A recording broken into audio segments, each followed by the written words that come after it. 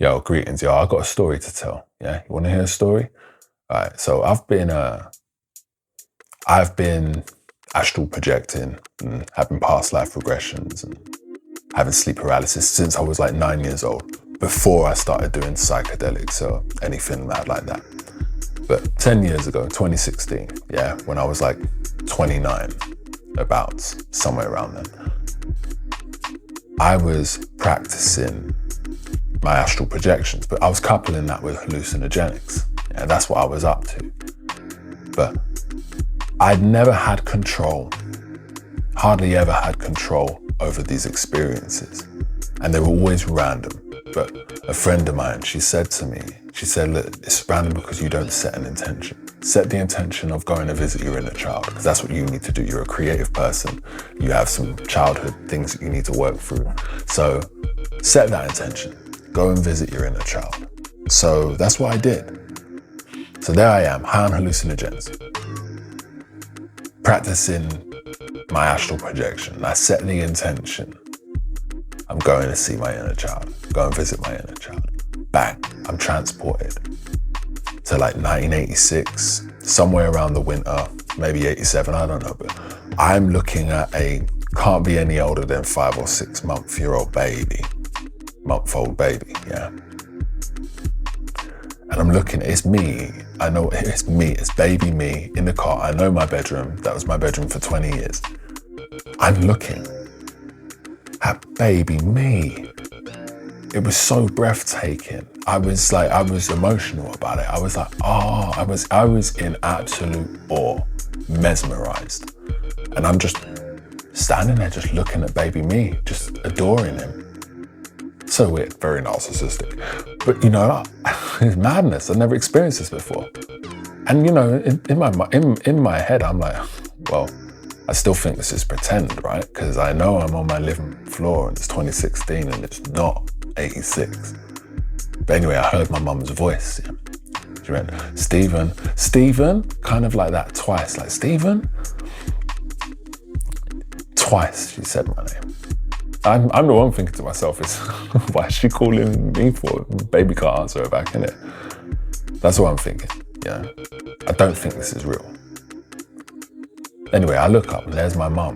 She's in the doorway and she stares right at me, straight at me. So I'm scared now. So I step back slowly. I just step back into the curtains. Bam.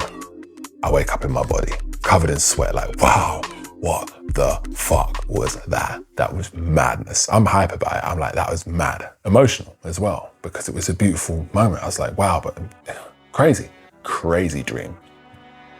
Anyway, forget about that now. A few weeks later, my mum phones me to check up on me. We're talking on the phone and we talk about everything. You know, we talked about my sleep paralysis. I did not talk to her.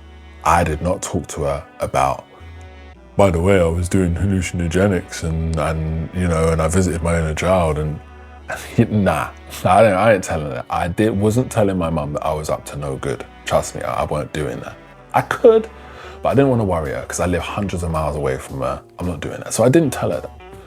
Anyway, so we talked about all sorts of other stuff and then right at the end, she was like, oh, that reminds me though. She goes, I have had sleep paralysis a couple of times. She said, and this one time, she says, I was in bed and I couldn't move. And I had this horrible feeling that somebody was in your bedroom. She said, I just knew somebody was in your bedroom. That's what it was telling me. And she said she couldn't wake up and she was panicking. She couldn't wake up and her body was asleep. And she was panicking. She said she called my name out twice. Yeah. She got out of bed and she bolted to my room. Yeah. And she said when she got there was a big, tall black man in a black tracksuit, bit of an afro, standing over my cot watching me. She said she looked forward. She said as she stepped forward towards him, he stepped slowly back into the curtains and he disappeared. Yeah. Thank you for listening. Let me know what you think. You think I'm full of shit? It's cool if you do. I get it. It's madness. You think maybe I just shouldn't do drugs? You think I'm a liar? You think my mum's a liar? You know? You think it's just highly imagination, like, you know, just very imaginative? Maybe I'm exaggerating the events, you know? What do you make of that? And yeah, thank you for listening. Everybody have a nice evening now. Good night.